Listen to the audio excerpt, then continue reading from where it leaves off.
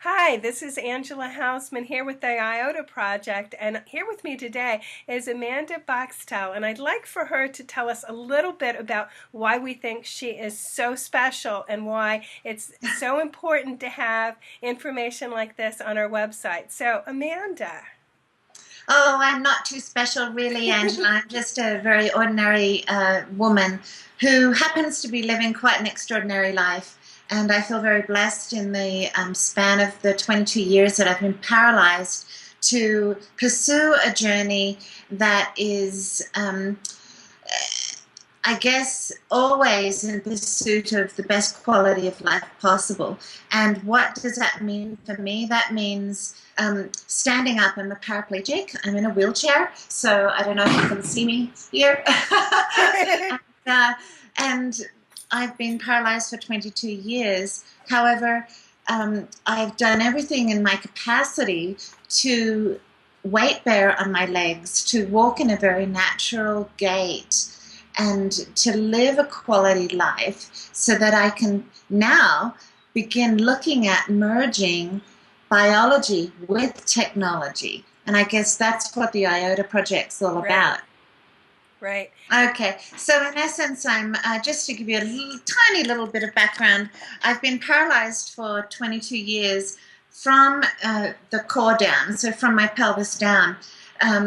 With the stem cells, I regained some trace muscles. When someone sustains a spinal cord injury or any type of paralysis, we're very prone to osteoporosis, to joint contractures and muscle atrophy. It's really important to weight bear on our legs and to stand in perfect biomechanical alignment, and also to walk over ground. That means walking over ground with the world going by us so that we can get the proprioceptive feedback and the visual cues to help us rewire our brains so that we can eventually, I hope, do it on our own one day.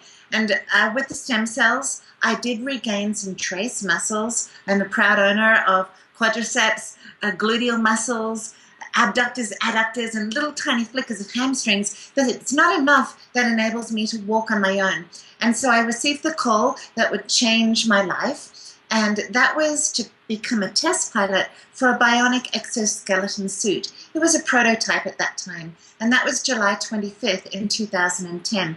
I've been walking in this device on and off for about 3 years. I was the very first person to own my own exoskeleton suit last year, and that was the first person in the United States. And so July 17th, 2013 was when I received my suit in the mail, and we unwrapped it, and I've been walking regularly on about 4 or 5 times a week, incorporating a rehabilitation regimen into my lifestyle.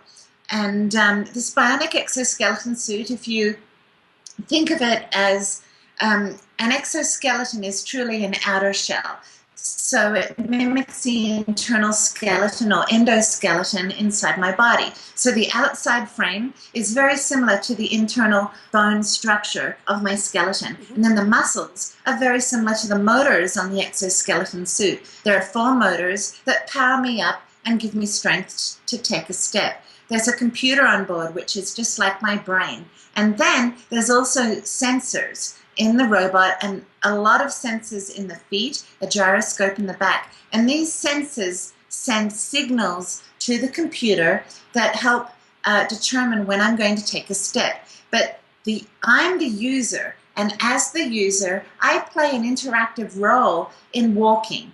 And so my role and responsibility is to find my center of gravity in space, and then also to shift my weight correctly. So when I take a step, it's not going to take another step until I've shifted both and I've forward and I've hit my forward target and my lateral or sideways target. And then the robot's intelligent enough and it'll take another step. So that's it really boiled down into layperson's terminology for your viewers. Right. There's also a variable assist modality, Angela, where I have, with the limited trace muscle power that I have, I'm able to contribute to my step. Okay. And the exoskeleton's intelligent enough where it's able to determine how much I'm giving and then how much it needs to give me to help me finish my step. And so this then brings into play the other types of levels of paralysis that people might suffer from. So say someone has sustained a stroke and is a hemiplegic, and they have one side that is paralyzed or partially paralyzed. That affected side can walk with the assistance of the exoskeleton in a very natural gait, and we can actually turn off the other side of the robot so that the normal side that's not affected can just continue walking. So it's a rehabilitative device that will actually help improve with gait and gait therapy to get a person walking again in a very normal gait pattern. Right. Now, do you see a point in time where this might not be rehabilitative, but be a way of increasing mobility for people who are paralyzed, so that they could potentially put this on every morning, just like an amputee would put on an artificial leg in the morning? I do see that day on the horizon.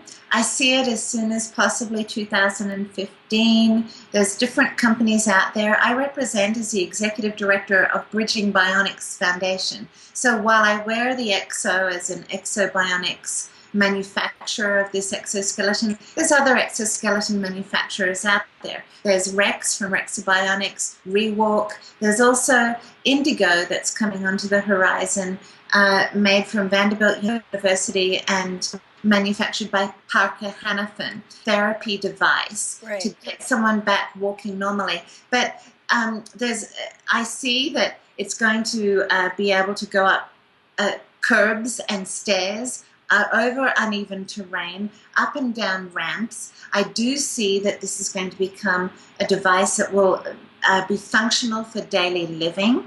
And what the company has invited me into, so that I'm an integral part of the process, they teamed up with 3D Systems and collaborated with them, Exobionics did, so that we could look towards a new design for an individual, so that for the first time, instead of a completely functional, mechanical, and utilitarian device, we're now looking towards a design that could be this kinematic art form of design and beauty that would weave in a person's individuality and personality into the design itself. And I was a part of that, in that 3D Systems came. I wore a skin-colored unitard. It wasn't very pretty. And my body was scanned with a $30,000 camera. These images were then cast onto a computer screen, and those images were then printed into 3D parts that were taken from my own body, and they were created into these striated filigree patterns that were complex, and they resembled my own muscles, and they were put on this robot. Now, this material is a nylon material that was 3D printed. It's very robust, it's very strong, super lightweight, and flexible as well. And so ultimately, it was as though my own DNA became a part of the design itself. And I presented this in Hungary, in Budapest, last November.